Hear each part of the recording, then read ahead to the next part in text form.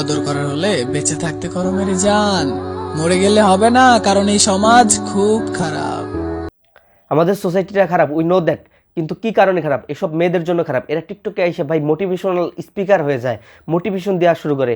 কিন্তু ভাই বাস্তবিক জীবনে যদি কিছু মানুষকে ভালোভাবে ইনফ্লুয়েন্স করতো, মাত্র 10% মানুষকে যদি ইনফ্লুয়েন্স করতো, তাহলে ভাই সোসাইটির আজকে এই অবস্থা থাকতো না।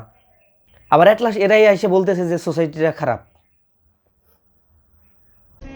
চোখ খুলে দেখি আজকে আকাশটা অনেক মেঘলা, এই দুনিয়ায় কেউ কারো না, থাকতে হবে একলা।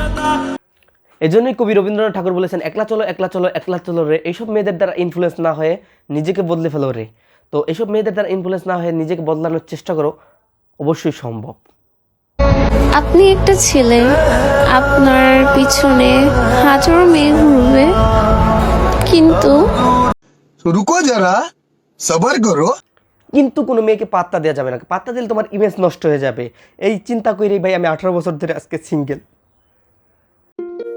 গোপন মোনাজাতে তুমি যাকে চেয়েছিলে সে হয়তো তোমাকে চায়নি, মনে রেখো। অবশ্যই তার কথা মনে রেখে আমি স্টার জলসার সিরিয়াল মনে রেখো প্রতিদিন দেখি। এই মনে রেখো দেখতে দেখতে আজ আমার এই অবস্থা। দেখো ভাই, মোটিভেশন সবাই দিতে পারে, বাট টিকটকের আবার একটু মোটিভেশনটা একটু বেশি দেয়। কারো কথা গায়ে লাগানো যাবে না, বেলা শেষে চোখ বুঝে ভাববেন আমি আমার মতো। আপুর মোটিভেশন থেকে উদ্বুদ্ধ হয়ে আমি আমার মায়ের কথাবার্তা গায়ে লাগাই না, আর আমি আমার মতোই পড়ালেখা করি না।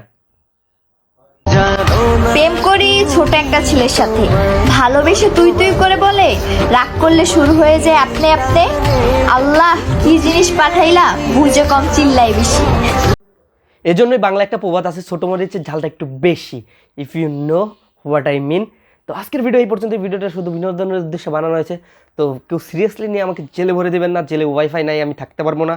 তো বাই বাই, আউট।